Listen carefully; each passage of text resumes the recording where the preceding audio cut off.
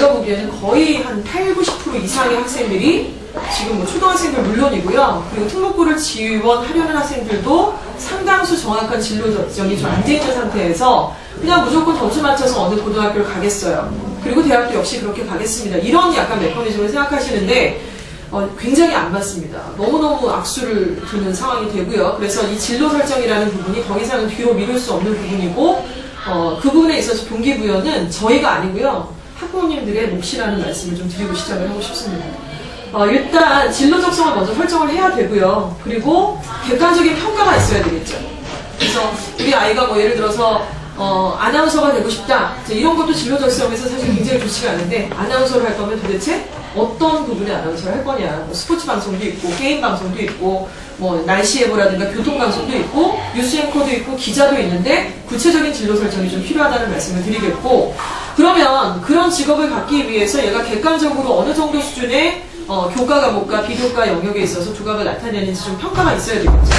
두 번째는 이제 그렇게 되고 진행하면서 이제 논술이라는 콘텐츠를 말씀을 드릴 수가 있을 것 같습니다. 왜 논술이냐, 영어 학원인데 논술이라는 것은 다 아시다시피 그 아이들이 이제 고등학교 입시를 치를 때, 또 대학교 입시를 치를 때 본인이 알고 있고 준비했던 내용들을 글이나 말로 인터뷰를 봐야 되잖아요. 이런 것들이 공부는 잘하는데 우리 옛날에 왜 그런 아이들 있지 않습니까?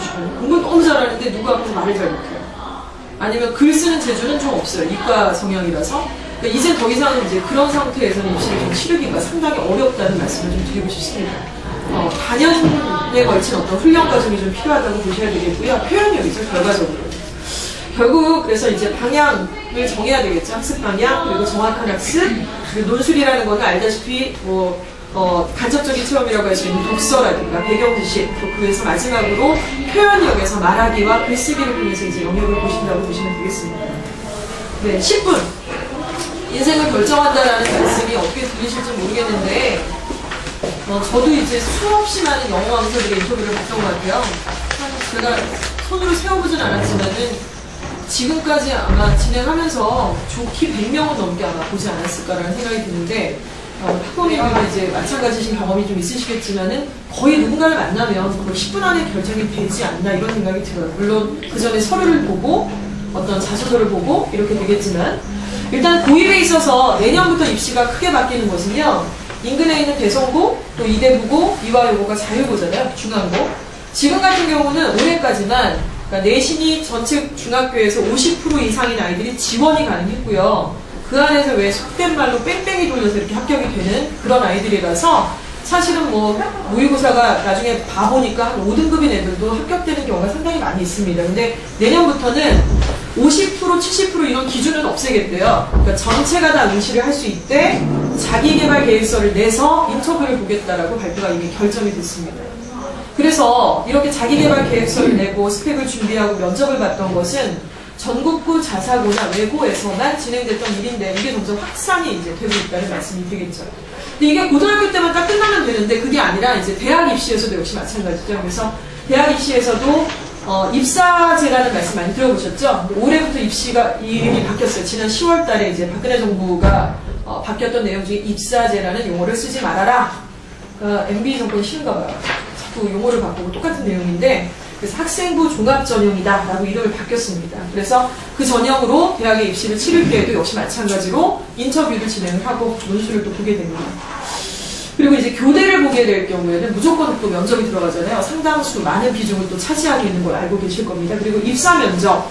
대학만 가고 끝이면 모르겠는데 이제 각종 스펙을 준비해서 입사 면접을 볼 때에도 사실상 10분 안에 그리고 또 사회생활을 할 때도 또 다들 결혼하셨지만은 결혼할 때 배우자를 선택을 할 때 장인장모한테 시어머니, 시어부지한테 이제 인사를 드릴 때도 결국에는 그 10분 안에 어떤 이미지를 주느냐 그리고 어떤 말로 어떤 그 자기의 생각과 이런 내용들을 정리해서 할 수 있느냐 이런 것들이 상당히 중요하다는 말씀을 좀 드리고 싶습니다.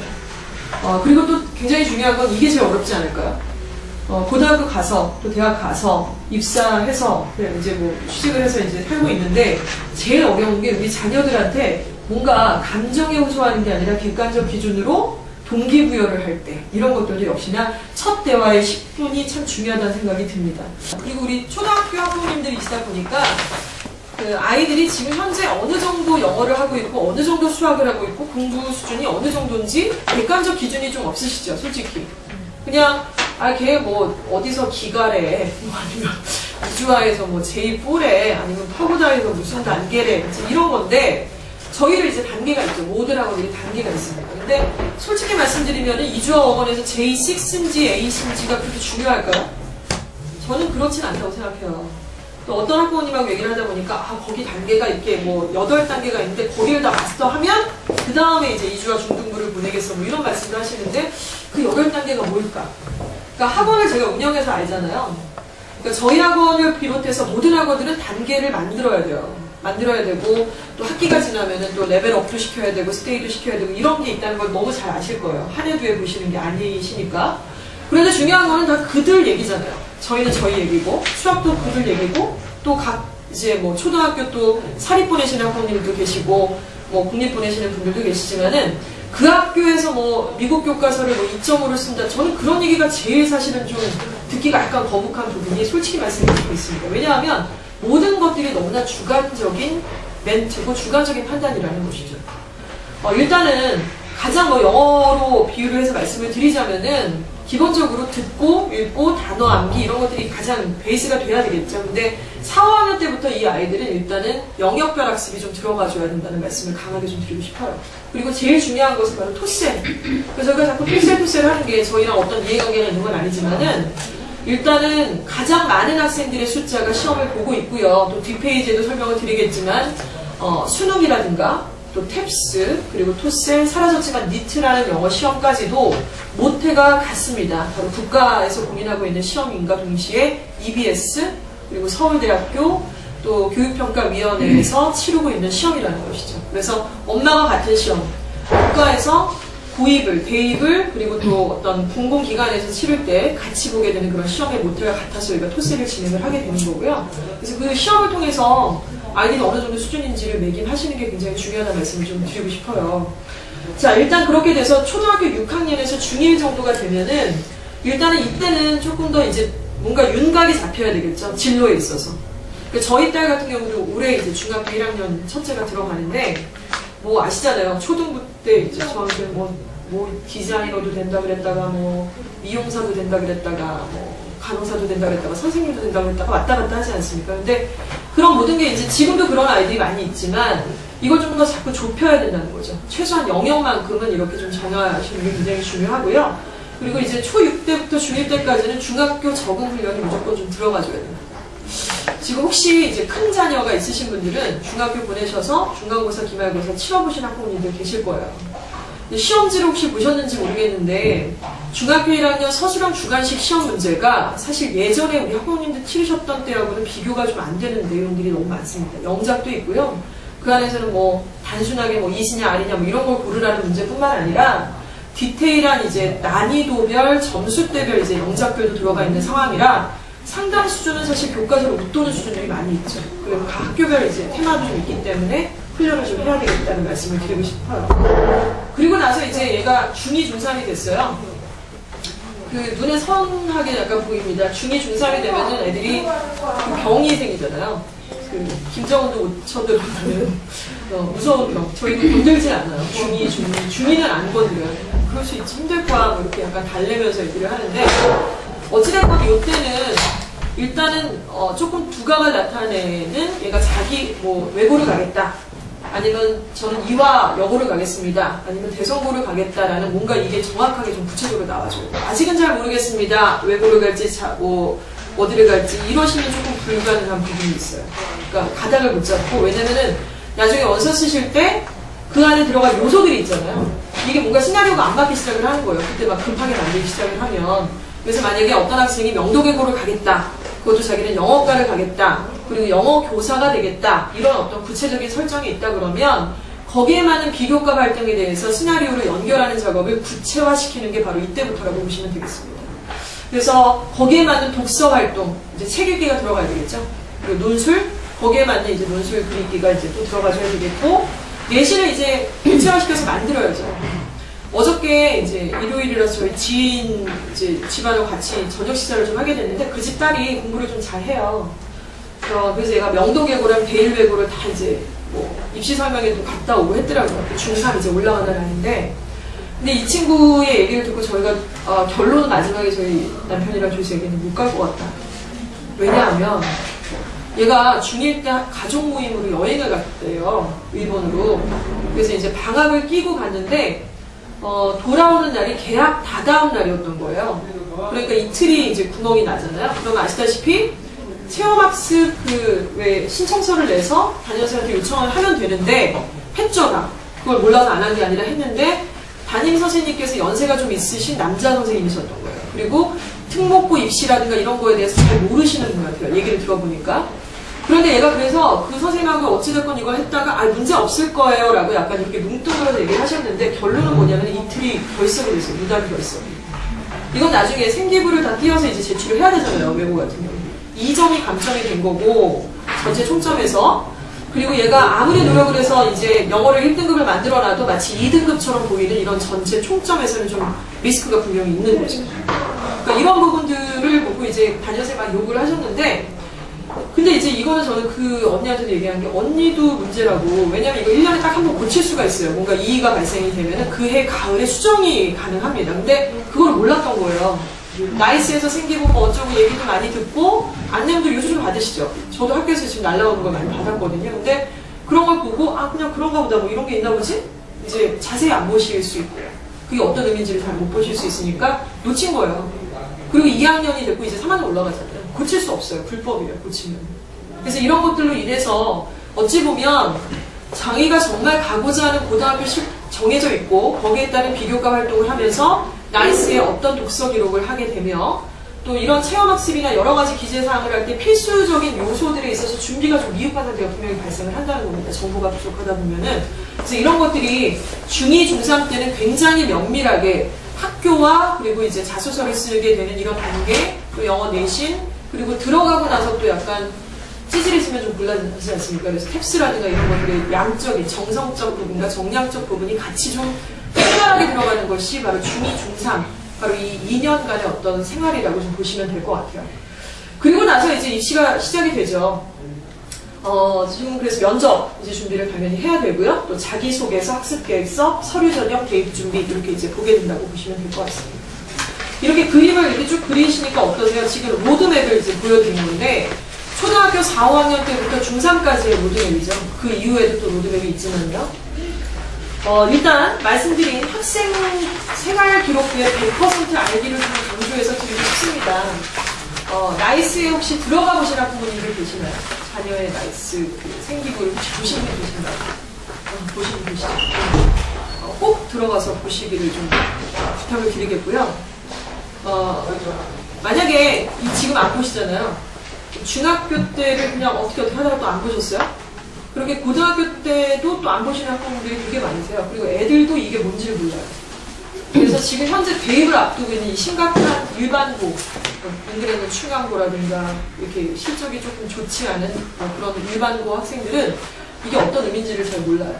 그래서 뭘 쓰라 그러면은 거기다가 볼펜으로 없음 이렇게 장난처럼 쓰고 친구 거를 베끼기도 하고 이런 일들이 있고, 그래서 이거에 대해서 좀 자세하게 같이 좀 공유를 하고 싶습니다.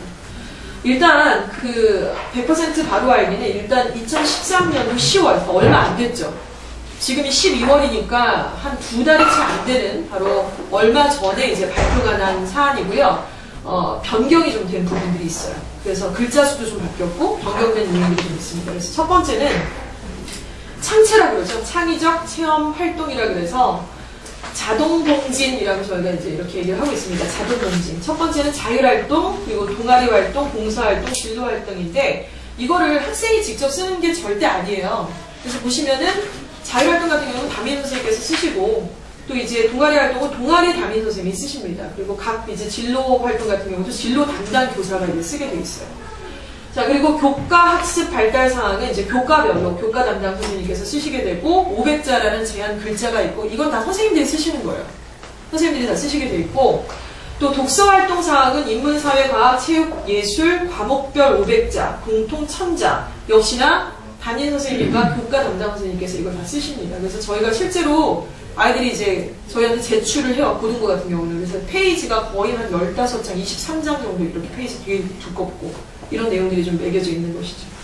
그리고 행동특성 종합, 학생 의견을 이제 수렴하고요. 1년치 리뷰를 이제 좀 해야 되는 거죠. 아까 말씀드린 것처럼 이게 1년 단위로 끊어져서 작년 걸 지금은 수정이 안 되세요.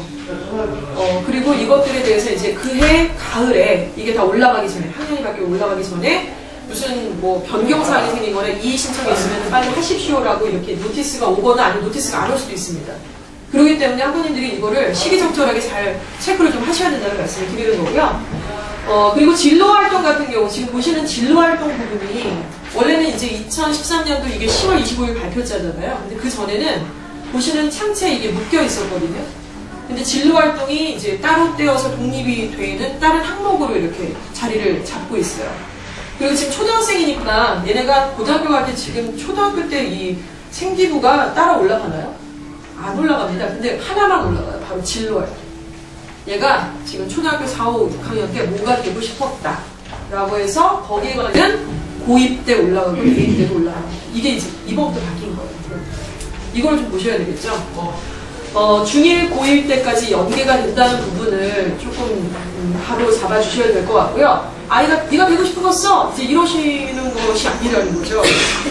물론 아이들이다 보니까 바뀌죠. 어른도 뭐 30 넘어서 다시 또 이제 직업을 바꾸는 사람들도 있죠. 그런데 어떤 입시를 준비하는 데 있어서 되게 진지하고 심각한 고민이라고 하는 것을 보는 태도를 보겠다는 거거든요. 그래서 가능하면 바뀌지 않는 게 좋고, 바뀌더라도 같은 영역 안에서 바뀌는 건 괜찮지만은 갑자기 과학자가 되겠다 그랬다가 뭐 아나운서 된다 이런 거는 정말 안 좋다 이거죠.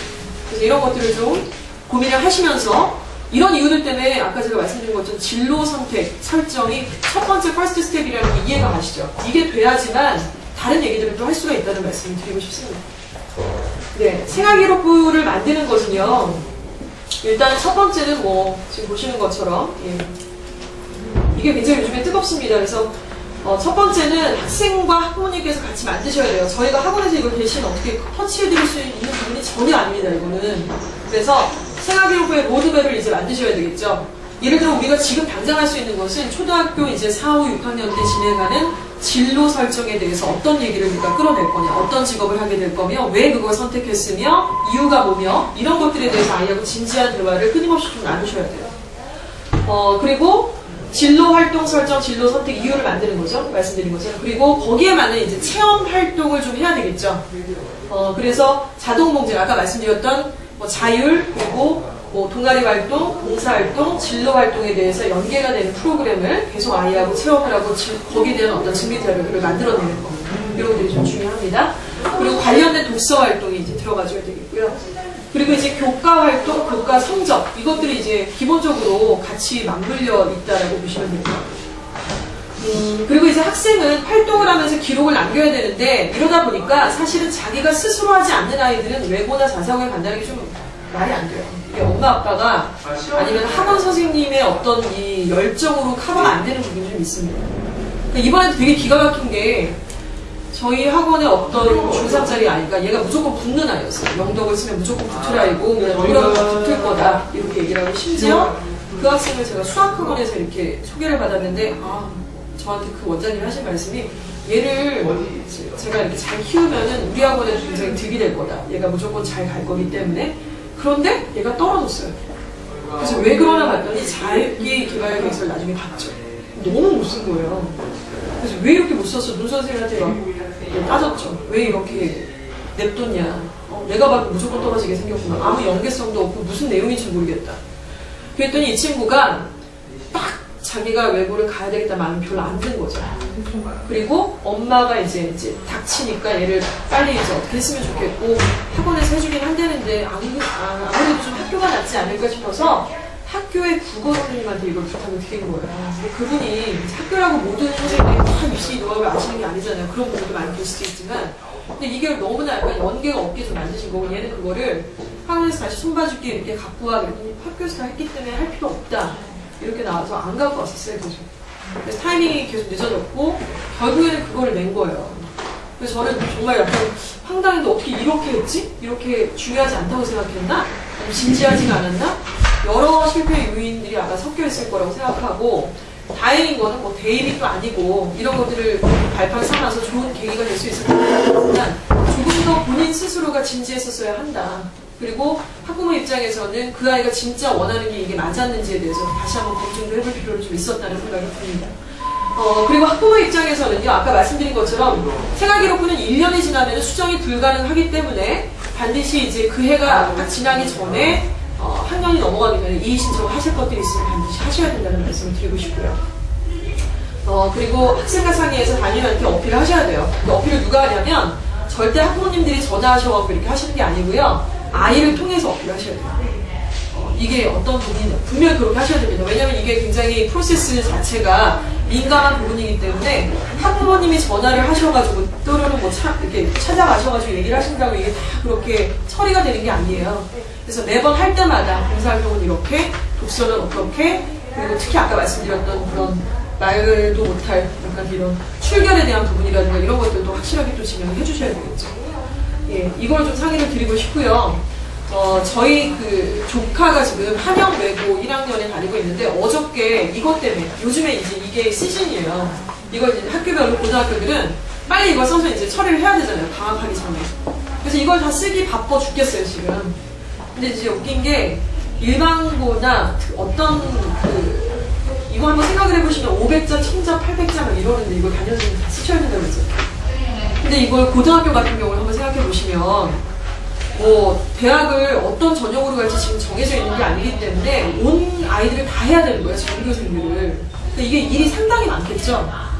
그래서 아이들 보고 일단은 가안을 쓰라고 돼요. 책은 뭐 읽었어? 왜 읽었지? 진로는 넌 뭘 선택했어? 이유가 뭐야? 라고 간단하게 써서 내라고 합니다. 그래서 선생님들이 그걸 풀어서 500자에 맞게, 1000자에 맞게, 600자에 맞게끔 쓰시는 거예요. 아이가 직접 쓰는 게 절대 아니에요. 선생님이 당연히 더 잘 쓰시겠죠, 학생보다. 그 글자 수에 맞게끔 어필을 하는 거지. 근데 이런 거다 보니까 어떠세요? 이게 뭐 단순하게 한 달 동안 이걸 만나가지고 이렇게 되는 게 아니잖아요. 1년 동안 얘를 지켜보고 얘가 뭔가 증빙자료를 내고 그걸 통해 선생님이 이렇게 풀어서 쓰시는 거잖아요. 그러니까 선생님과의 관계도 상당히 중요한 거고 그리고 이제 진로 선택 같은 경우에서 선생님이 다 디테일하게 이렇게 가이드를 주시지 않는다는 거예요. 그래서 저희 그 조카가 어저께 아침에 카톡이 왔어요. 뭐 저희 남편한테 얘기했죠. 삼촌, 내가 이제 경영학과에 지원을 하고 싶은데 삼촌 제가 경영학과에 지원을 하고 싶은데 그냥 경영 컨설턴트라고 할까요? 아니면 뭐 MBA 전문가라고 할까요? 이렇게 얘기를 하니까 MBA 전문가 이런 거 너무나 이거 전문적인 뭐고 고등학생답지가 않아. 그거 말고 일단은 경영 컨설턴트인데 일단은 중소기업과 대기업 그리고 해외에 있는 뭐 인도나 중국에 있는 중소기업과 우리나라 기업 아니면 환경과 우리나라 기업 이런 것들을 접목시키는 그런 컨설턴트 역할을 해보고 싶다라는 그런 식으로 써라. 그게 이제 전문 용어로 이제 경제 논문, 지도 뭐 어떤 컨셉이 있으면 그걸 써라 이렇게 얘기했더니 알겠어요. 걔는 뭐냐면 이걸 내라고 한 거예요, 학교에서. 그래서 그걸 쓴 거죠. 그러니까 이런 식으로 지금 현재 굉장히 많이 진행이 되고 있다고 보시면 되고요. 어떤 학교들은 학생들이 직접 쓰는 학교도 있습니다. 그건 굉장히 좀 말이 안 되죠. 학생들이 그걸 제대로 쓸까요? 500자, 1000자에 맞죠. 근데 그걸 쓰라고 하는 학교들이 지금도 있어요. 이런 것들에 대해서 학부모님들이 같이 참여를 해주시지 않으면 여차하면 지금 넘어갈 수 있는 그런 부분들이 좀 생긴다는 말씀을 드리고 싶습니다. 예, 솔루션은 일단 이제 5학년, 초등학교 9학년이 갑자기 되는 건 아니기 때문에 지금부터 저학년 학부모님들 계시면은 일단 진로 희망, 무엇을 아이가 희망을 하는지 그걸 희망하는 사유가 무엇인지 낱낱이 좀 객관적으로 얘기를 하실 필요가 있을 것 같아요. 그리고 생활기록부, 그리고 교과활동 관리를 같이 진행을 하시면서 중1부터 중3 때까지는 이제 구체적인 진로, 체험, 교과, 독서활동이 진리 자료가 나와줘야 되겠죠. 그리고 고1에서 고3까지는 학과를 이제 선택을 해야 합니다. 제일 안 좋은 게 뭐 이런 거죠. 뭐 하고 싶냐, 이렇게 공무원, 이런 거 있고. 공무원이 한두 개가 아닌데, 뭐 진짜 무슨 국정원에서 일할 거냐 아니면 동사무소에서 일할 거냐 뭐냐 뭐 판사도 공무원이고 다 공무원인데 그냥 공무원 말이 안 되죠. 정말 감점을 맞게 딱 좋은 대답인 것 같다는 생각이 드는데요. 그런 거 말고 되게 구체적으로 얘기를 좀 해줘야 되고 거기에 맞는 이제 학과 선택 그리고 왜 그것을 선택하게 되는지 사유는 초등학교 9학년 때부터 고3 때까지 쭉 연결이 된다는 것을 다시 한번 좀 얘기를 해보고 싶습니다. 독서활동, 체험활동 같이 마찬가지라고 보시면 되겠고요. 연계는 이거죠. 초등학교 5학년 때에 진로 설정을 했던 건 고1에서까지 딱 걸려요. 고1에서 그걸 반영을 한다고 말씀을 드렸죠. 그리고 이제 대입에서는 중학교 1학년 때부터 진행했던 그 내용이 대입에서 이제 보게 된다고 보시면 돼요. 이해가 가시죠? 이렇게 이제 설정이 좀 바뀌었어요. 이주와 어건의 초등부 영어 학습은 뭐 듣기, 또 단어, 그리고 읽기, 쓰기, 말하기, 전체적인 모든 영역이 같이 들어가서 유형학습을 합니다. 유형학습이라는 건 이거죠. 얼마 전에 어떤 학원 이름은 기억이 안 나는데 충남 초등학교 있는데 무슨 학원이 있대요. 영어 학원이 있는데 그 학원에서 온 애들이 한 6명인가가 이렇게 순차적으로 왔어요. 저희 학원에 그만두고 왔는데 애들이 너무 태도가 좋대요. 그러니까 공부하는 태도가 너무 좋대요. 필기도 잘하고 막 숙제를 기가 막히게 이렇게 딱딱딱딱 해오고 집중도 잘하는데 점수가 안 나오는 거예요. 다 같이 참 신기하다고 교장님이나 선생님들이 얘기하시는데 6명이 다 그렇다는 거예요. 그러니까 자기가 보기에는 이렇게 티칭을 해왔던 연수가 있다 보니까 아이를 볼 수가 있잖아요. 아, 왜 얘가 점수가 이밖에 안 나오지? 이상하다. 너무 태도 좋고 괜찮은데. 이랬는데 저희가 내린 결론이 이거예요. 그러니까 많이 들었어요. 단어도 많이 외웠어요. 독해식도 많이 했어요. 그런데 뭐냐면 실전 연습을 못한 거예요.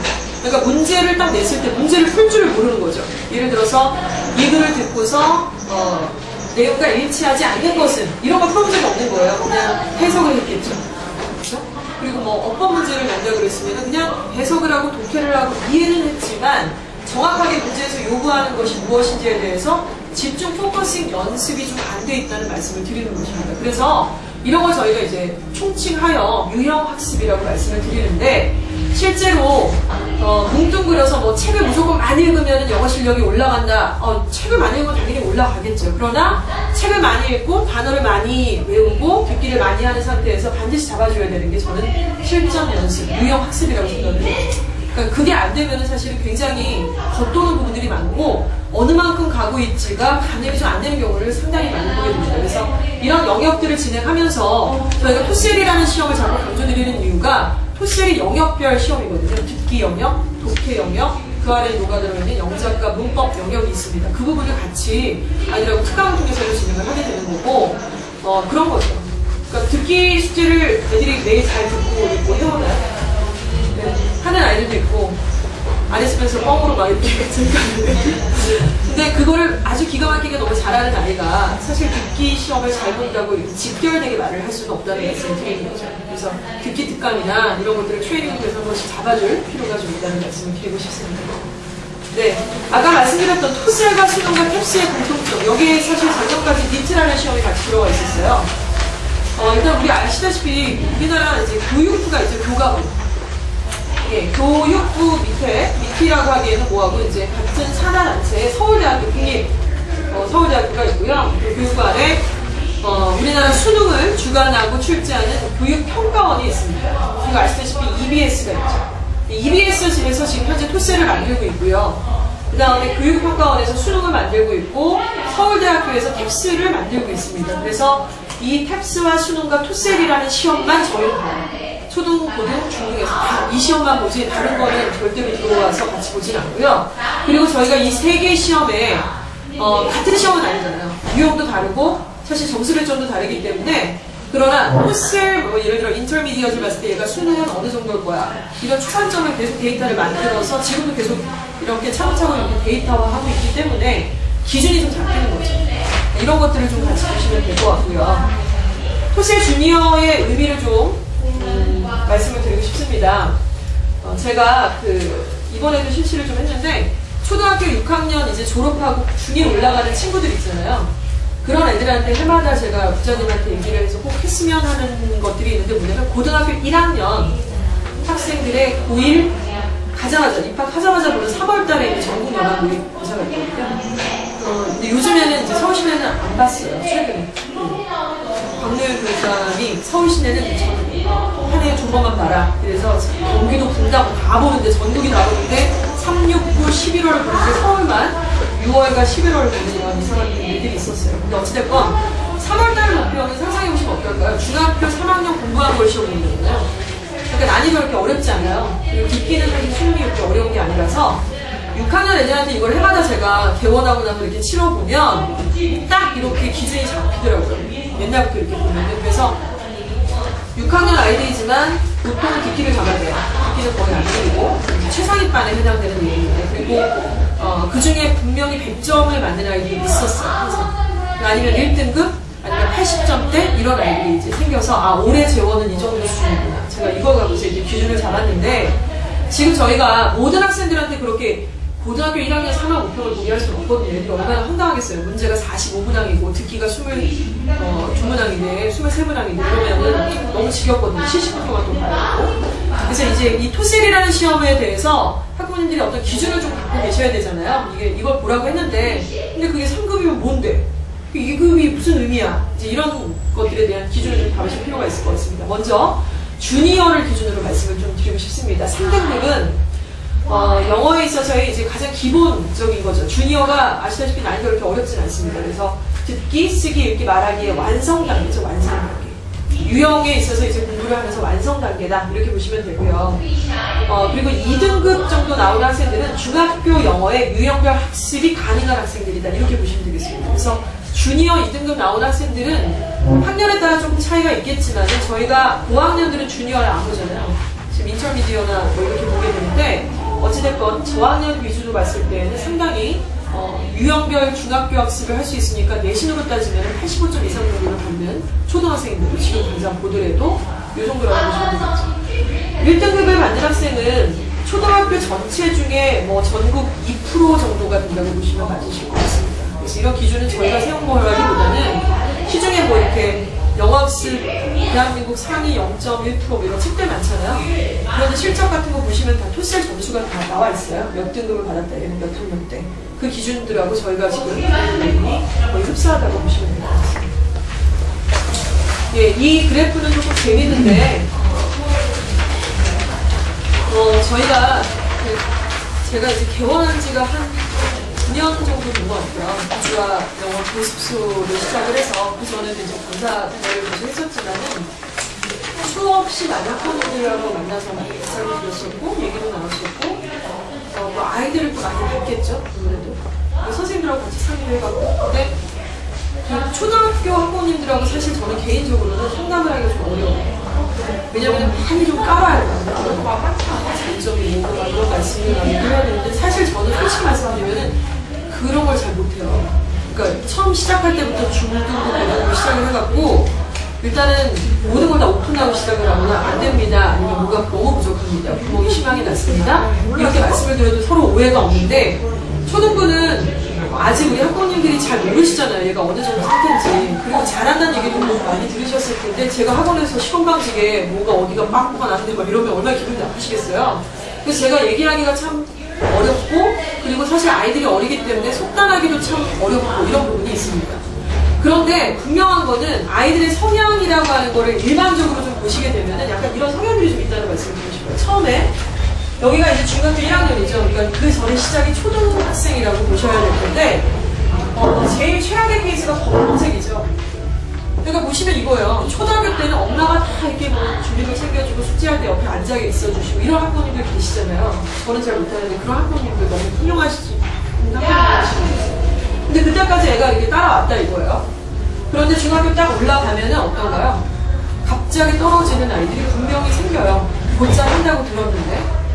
이유가 뭐냐면 단순 암기를 자꾸 했던 거예요. 초등학교 때. 단순한 암기, 응용이라든가 특히 영어 과목에 있어서는 응용을 할 수 있어야 되고, 거기에 대해서 새로운 지문에서도 뭔가 캐치업을 할 수 있는 능력이 있어야 되는데, 그냥 딱 어떤 범위가 주어졌으면 그거를 암기하는 이런 식의 단편적인 공부에서 멈춘 아이들은 정말로 너무나 많이 쉽게 떨어집니다. 특히 공부 습관이 안 돼 있는데 엄마가 모든 걸 다 챙겨주니까. 그러니까 바로 엄마가 손을 놓는가 동시에 그냥 바로 떨어지는 거예요. 근데 중학교 돼서 손을 안 놓을 수가 없잖아요. 애들이 엄마 아빠 손을 원하지도 않아요. 어디 가자면 가지도 않잖아요. 혼자 있겠다고 뭐 이런 아이들인데, 그래서 초등학생 같은 경우는 부모님 영어라고 해도 사실 과언이 아니라고 생각해요. 유치원 다닐 때, 초등학교 저학년 때 가르치지 어떻게 하는 거며, 듣는 거 어떻게 하는 거며, 저도 바빠갖고 저희 애들을 여기 다니고 있는데 숙제를 못 봐주니까 영어 듣고 받아 쓰는 딕테이션 숙제가 있는데 그걸 어떻게 하는지 몰라갖고 보고 쓰고 앉았더라고요. 뭐 하는 거야? 이렇게 하는 건데? 여기랑 똑같아갖고 그냥 보고 이렇게 적는 거예요. 이런 일이 계속 쌓이면 웃긴 거잖아요. 그러니까 그런 걸 잡아주는 건 부모님 몫이지만은 사실 계속될 수 없다라는 걸 아마 알고 계실 겁니다. 그리고 이제 바로 이 노란색입니다. 노란색은 너무나 이제 문법이라든가 막 단어 막 이런 거에만 치중했던 아이들은 사실은 지금 모든 시험, 탭스뿐만 아니라 토스의 수능도 듣기가 거의 50% 정도 육박하는 비중을 차지하고 있기 때문에 사실 유창성 부분에서 듣기가 좀 해결이 안 되면은 좀 어렵죠. 탭스 같은 경우도 990점 만점인데 400점이 듣기예요. 그러니까 이 비중이 이렇게 어마어마한데 이 부분에 대해서 너무나 이제 지역적인 공부만 했을 때 좀 문제가 될 수 있다는 말씀을 드리겠고요. 근데 이제 이상적 케이스를 말씀드릴게요. 잘 되는 아이들은 일단 처음부터 사실은 뭐 초등학교 때 별 볼 일 없었던 애들이 중학교 가서 활약을 좀 보이는 아이들이 좀 있습니다. 근데 그런 아이들을 제가 이렇게 보면은 저희 조카가 좀 그렇게 있었던 것 같아요. 얘가 그렇게 공부를 잘하는 아이가 아니었고요. 특히 중학교 때도 뭐 내신이 상위권이긴 했지만은 영어 과목 자체가 또 2등급 나와가지고 사실은 또 좋은 전국구 자사고 그 용인여고를 갖다 떨어졌었어요. 얼마 전에. 그리고 지금 고등학교 1학년 이제 한영외고를 갔다는 말씀을 드렸는데 용인외고 떨어지면 그냥 일반고 가는 거예요. 다른 외고를 또 쓸 수가 없어요. 자사고도 쓸 수가 없고 그래서 일반고를 배정을 받아서 갔죠. 동명여고를 갔는데 가서 보니까 자기가 영어를 잘 못하는 거예요. 등급이 3등급인데 동명여고에서 전교 1등을 하는 거예요. 이러니까 너무 황당하잖아요. 좋은 게 아니라 황당하더래요. 나 여기다 있다가 정말 망가지겠네? 이런 느낌? 그래서 얘가 모든 고등학교, 그러니까 대일외고, 명덕외고의 TO를 지가 다 찾아요, 스스로. 그래서 편입을 준비를 해서 얼마 전에 한영외고에 딱 한 명 뽑는 23대 1의 경쟁률을 두고 지가 혼자 엄마가 하나도 안 해줬는데 그걸 뚫고서 합격을 해서 지금 다녀요. 이산가을 가는데 아직 뭐 입시라는 거는 많이 남았죠. 고3까지 가죠. 제가 얘한테 굉장히 높게 평가하는 거는 사실 저희가 집안에서 얘가 맞이라서 좀 걱정을 많이 했던 아이예요. 그리고 부모님이 너무 바쁘시고 하니까. 근데 모든 것들을 자기가 알아서 하고 계획하고 이런 것들에 대해서 자기가 필요한 과목에 대해서 학원에 대한 요청을 하고 이런 자기주도적인 부분이 분명히 있다는 거죠. 아이들마다 성향이 다르기 때문에 사실 모두에게 그런 것들을 다 요구할 수도 없고 기대할 수도 없다는 걸 알고 계실 겁니다. 근데 어떤 부분에서는 실패를 좀 하더라도 지금은 좀 놓으실 필요가 있다는 생각을 좀 해요. 망가져도 점수 반영될 때 말고 습관을 좀 들일 수 있는 초등학교 고학년 때 좀 망가지기도 하고 망신도 당하기도 하고 그래서 그걸 어떻게 극복할 수 있는지 이런 것들의 체험을 학부모님들이 잡아주시지 않으면 중학교 때는 이제 까만 곡선으로 될 확률이 좀 있다는 말씀을 드리고 싶은 것이죠. 선배의 76%의 성공학습 로드맵을 보여드리도록 하겠습니다. 먼저 저희 학원의 중등부가 아무래도 제일 유명한 것 같아요. 학부모님들 말씀을 많이 들어보면은 일단은 뭐 그 중에 이제 잘된 케이스들도 있고 뭐 다 그런 건 아닙니다만 전체 중에 그 고등학교 딱 1학년 올라가면 이제 모든 거품이 싹 걷어지는 순간이잖아요. 왜냐하면 말씀드렸던 전국연합 모의 평가라는 게 딱 있기 때문이죠. 각 뭐 상신중학교에서 뭐 예일여중에서 충암에서 명지에서 뭐 다들 다 학교에서 전교 1등을 하고 전교 5등을 하고 10등을 하는 아이들이 있어요. 근데 여기 저희 정숙 옆에 이제 그 게시판에도 걸려있지만 제가 되게 놀랐던 게 이번에 전교권 애들 조사하는데 너무 많은 거예요. 전교권 애들이. 근데 걔네들이 영어로 봤을 때는 다 탑반이 또 아니에요. 네가 진짜 전교 5등이야? 뻥치지 마. 진짜 갖고 와.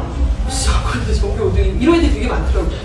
근데 걔네들을 보니까 사실은 각 학교에서 이렇게 전교권 하나 있으면 일단 어깨에 힘 좀 들어가고 학부모님들도 당연히 그러실 수밖에 없잖아요. 그래서 저희가 자꾸 토스L 객관적 기준 말씀을 드린 게 그런 건데 그 아이들이 고1 딱 올라가면은 모든 거품이 다 걷어지고 전국연합 모의평가에서 한 날 한시에 맞짱 한번 뜨는 거 아니겠습니까? 뭐 부산에 있는 국제고 아니면 용인에 있는 뭐 용인외고 각 지방에 있는 유수한 대학교, 유수한 고등학교에 있는 그런 아이들과 맞짱 한번 뜨는 건데 거기서 1등급부터 9등급 중에 내 현재 위치가 3, 2, 5 이렇게 나오는 거예요. 모든 과목, 전국 석차원 일분위까지. 그러니까 이제 완전히 깨갱하고 올라갈 애들은 올라가고 정말 이 변별력이 있는 시험을 보게 되는 것이겠죠. 이런 시험들을 봤을 때 기준은 이거죠. 고1 딱 올라가는데 2등급 이상이다. 이게 성공 케이스라고 저는 생각을 합니다. 해볼만 하거든요. 그렇다면 그리고 일하는 게 또 의미가 있어요. 조금 뒤에 또 말씀드리겠지만 일단 내신 데 있어서 중학교 올라갔을 때 초4 때부터 중2 때까지 내신에 대한 부분 또 토스엘과 탭스로서 객관적 기준을 계속 잡아주는 거 너무 중요합니다. 그래서 토스엘을 저희가 1년에 2번 이상은 무조건 의무적으로 좀 보시라고 말씀을 드리잖아요. 의무라는 말씀을 드리는 게 여기서 보는 거랑 시험장에 가서 보는 거랑 너무 다르고요. 그리고 각 학교에서 지금 하는 거랑 학원의 레벨 테스트랑 각 학원에 정해져 있는 이 레벨이랑 어떻게 이게 같겠어요. 그래서 공부는 공부대로 하고 유형별 학습을 하되 전국연합 모의평가 또 전국 토스 이런 거랑 계속 한번 맞춰보시는 거죠. 이래야지 얘가 어디를 가고 있는지 방향을 좀 잡을 수 있다는 말씀을 드리는 것 같아요.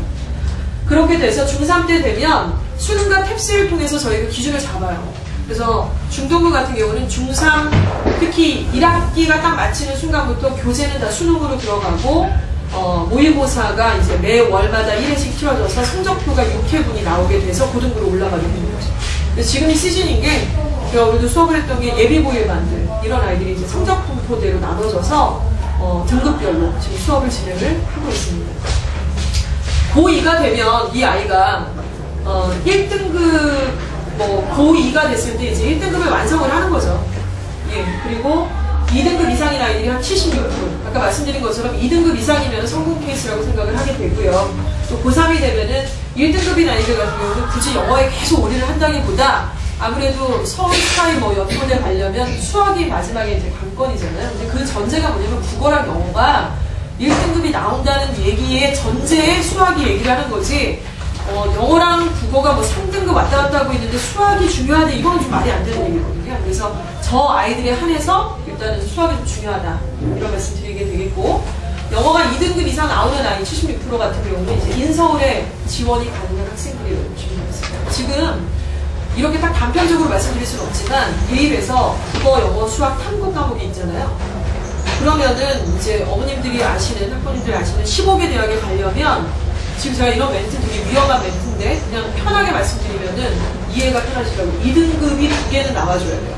그래야 최저를 걸고 논술을 하든가 내신으로 가든가 해서 이제 들어갈 수 있는데, 2등급이 2개가 나왔는데 서울에 있는 대학에 떨어진 애는 없어요. 너무 과를 높게 썼던가 너무 명문대를 썼던가 이러는 거지, 이런 것들에 대한 기준이라고 보시면 됩니다. 근데 만약에 3, 3, 4, 4 이렇게 나왔다, 아니면 올 3등급 나왔다 그러면 서울에 있는 데는 못 가요. 이게 기준이라고 보셔야 되기 때문에 영어 2등급 만드는 게 저때 반짝한다고 이렇게 들어가는 게 아니라는 말씀을 드리는 거죠. 너무 시리어스한 거죠. 아까도 한 명이 찾아왔는데 상암고에서 전교 1등을 하던데요. 우리가 작년에 여학생인데 고3 딱 올라갔을 때 3월달에 111이 나왔었어요. 국어, 영어, 수학이. 그래서 저희 이제 서울대 가놨다, 우리 이제 정말 오랜만에 서울대 한번 보내나 보다 막 이러고 좋아했는데, 이제 입시가 이렇게 녹록치 않잖아요. 그리고 이제 2학기 돼서 재수생 딱 들어온단 말이에요. 그럼 등급이 탁 떨어지기 시작하는데 그때만 111이고 왔다 갔다 해요. 근데 보통 자기가 111 맞으면은 그날도 내가 집중해갖고 막 힘이 나를 도와가지고 막 갑자기 입시해가지고 내가 진짜 집중하면 111 찍을 거다 이러는데, 그거는 평상시 모의고사를 만약에 5회를 맞는데 3번 이상이 111 나오는 애들이 그게 확률이 있는 거지, 111 나왔다가 112 122 이런 애들은 절대 그렇게 안 나오거든요. 그래서 얘가 결국에는 2가 2개 나오고 1이 2개 나왔는데 다 떨어졌어요. 그 해. 높은 데도 썼었고, 아까 왔는데 재수를 했고, 그러니까 공부를 정말 잘하는 아이였는데 제가 그 아이가 너무 고생한 걸 알거든요. 붙어서 왔다고 2대 붙었다는 얘기 들으면 너무 축하드립니다. 저희 고대 추가학교고 붙었다고. 그래서 왔다고. 그래서 내가 다른 사람은 몰라도 내가 너무 고생한 건 아니야 진짜. 네가 첫째였고 또 엄마가 얼마나 힘드셨는지 내가 아는데 너무 축하한다고 그런 얘기도 좀 했었습니다. 이번에는 2가 거의 3개가 나왔더라고요. 논술을 정말 잘 썼어요. 그래도 이제 고대를 붙는 거예요. 논술 정말 잘 썼기 때문에 가능한 일이고, 내신도 좋았으니까 가능한 일이라고 생각합니다.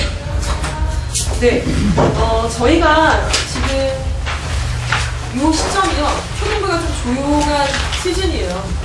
왜냐하면 6학년 학생들이 전체 이제 상반기, 하반기로 말씀드린 6월 이후에 6학년 학생들이 상당히 많이 오는데, 그 아이들이 이제 초등부 전체 정원의 50%였고, 걔네들을 다 예비주일반으로 세종 캠퍼스로 다 넘겨줬거든요. 그래서 지금 우리 초등부는 어떤 분위기냐면, 선생님들 인원수는 그대로잖아요. 그런데 이제 인원이 반이 빠졌기 때문에 반별 학생 수가 굉장히 적은 소수 정예로 진행을 하는 클래스들이 좀 많고, 또 선생님들이 더 신경을 좀 많이 쓰게 되는 그런 시점이라고 좀 보시면 맞으실 것 같습니다. 그리고 전체적으로 학년들이 약간 내려와 있는 상태인 거죠. 그러니까 4학년들이 주로 많고 5학년 또 저학년들 이렇게 좀 많이 있는 그런 상태라고 보시면 될 것 같아요. 그래서 지금 우리가 이 4학년, 3학년 뭐 이런 아이들을 데리고 아까 보셨던 여러 가지 로드맵들이 있고 제가 설명을 잘 드렸는지 모르겠지만은 저는 이제 대입도 치르고 고입도 치르고 그러면서 얘네들을 보다 보니까 사실 그렇게 막 흔들리거나 방향이 돼서 뭐지? 이러진 않아요. 맨날 듣는 얘기가 그런 얘기고 어떻게 해야 되는지는 이제 딱딱 기준이, 객관적 기준이 있기 때문에 그래서 이 아이들하고 저희가 이제 해야 되는 또 하고 있는 그런 내용들을 좀 간단하게 말씀을 드리면 아까 처음 보여드렸던 그런 거죠. 영역별 학습 일단 진행을 하게 되고 토스를 반드시 보셔야 돼요. 토스를 두려워하지 마시고 꼭 응시를 좀 해주시고요.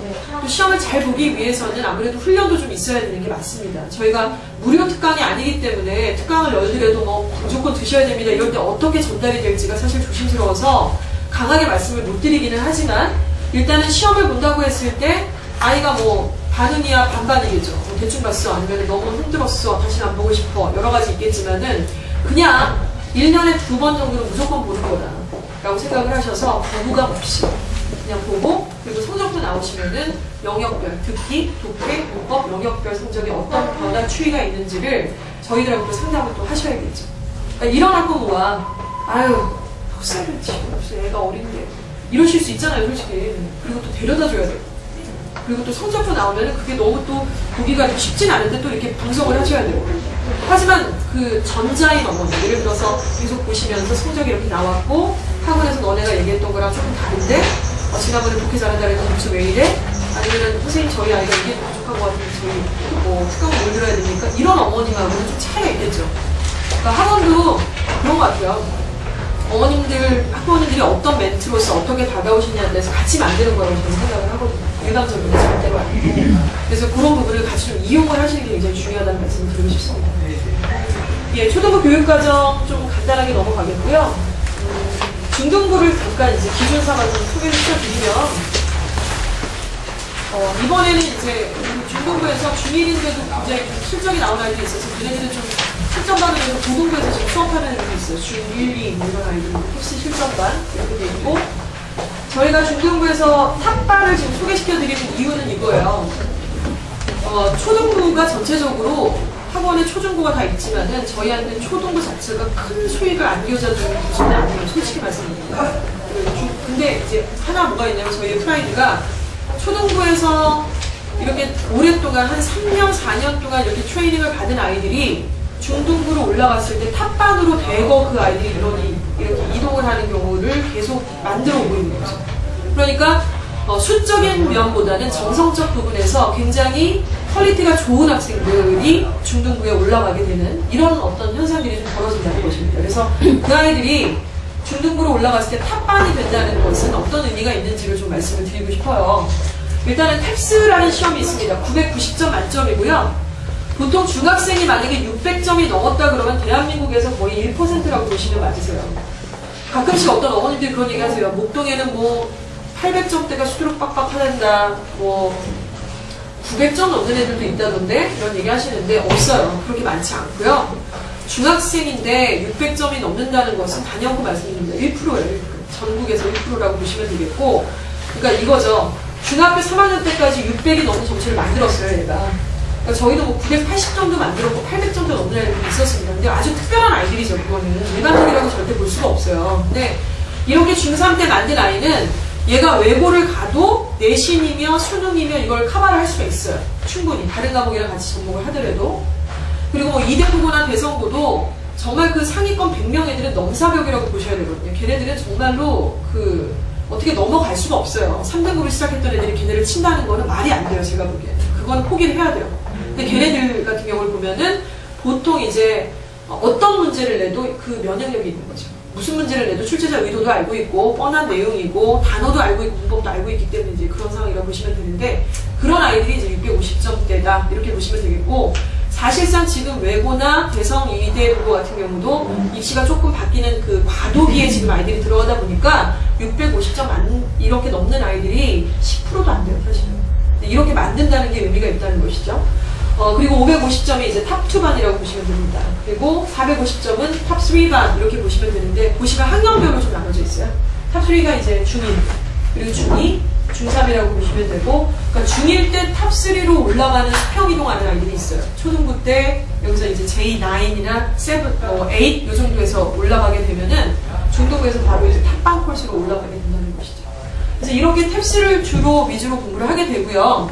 그 다음에 여기 나와 있는 거는 뭐냐면 이제 그 과외적으로 에세이 글쓰기가 들어갑니다. 그리고 프레젠테이션, 자기가 어떤 주제를 선정해서 발표하는 것을 1년에 2번 이상씩 저희가 발표를 하게 되고 포트폴리오를 만들어요.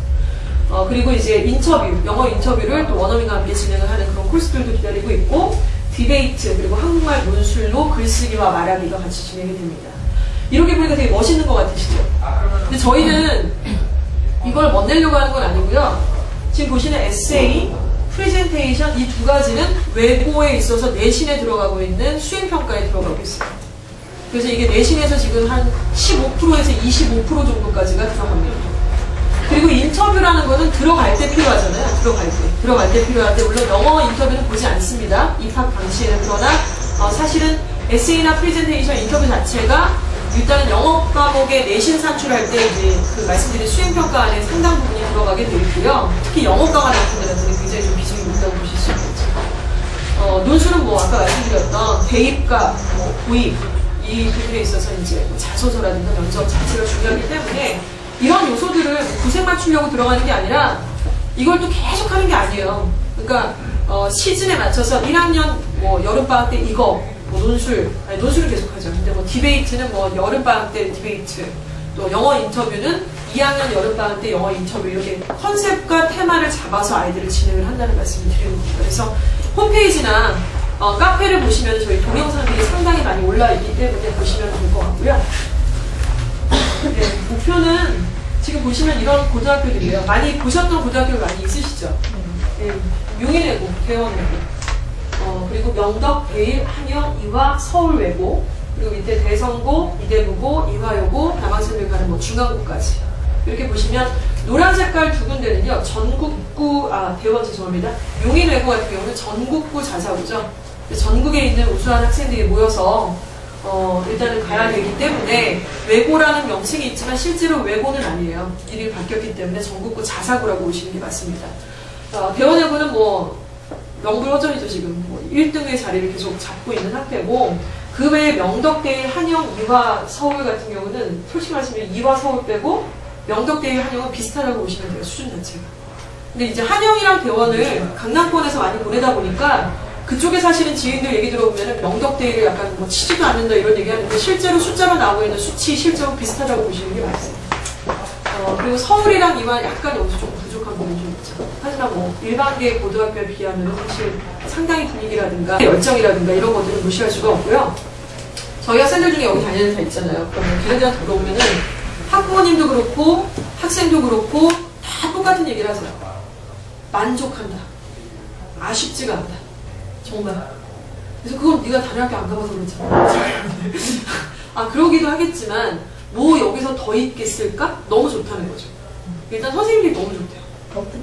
선생님들이 너무 열정이 있으시고 아이들한테 개인적으로 와서 질문 다 받아주시고 이거 저거 해야 된다는 걸 딱 끌어서 팀별로 진행을 하게 되시고 다 젊으시고 잘 가르치고 그리고 아이들의 인성이나 디베이트를 할 때도 역시 마찬가지고. 그래서 저는 이게 너무 비교가 안 되는 것 같아요. 사실. 그리고 그러니까 외고랑 자사고가 조금 다르겠지만 자사고 다니는 아이들도 너무 만족을 해요. 제가 요즘에 전화드려서 어머님 1년 동안 보내보시니까 후배 어머님들한테 뭐라고 얘기해 주실 수 있겠어요? 대성고 어머니, 이화여고 어머니 뭐 이렇게 여쭤보면 다들 만족을 하세요. 어느 정도 다들 만족을 하시고 일단은 재원 자체와 그리고 이제 쉽게 말씀드리면 누워서 자는 애는 없는 거죠. 그리고 기본적으로 숫자 자체가 제가 이렇게 추상적 말씀을 드리지만은 국영수 탐구 고3 때 실제로 수능을 다 보고 나서 평균 2등급 이상이 몇 퍼냐 라고 물어봤을 때 지금 여기 있는 고등학교들은 대성 여기 빼고요. 여기까지를 보시면 다 두 자리 숫자예요.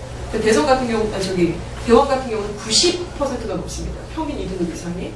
근데 예를 들어서 지금 예일이나 아니면 충암이나 이런 데는 국어, 영어, 수학, 탐구 평균 2등급이요. 1등급 말고 2%가 안 돼요.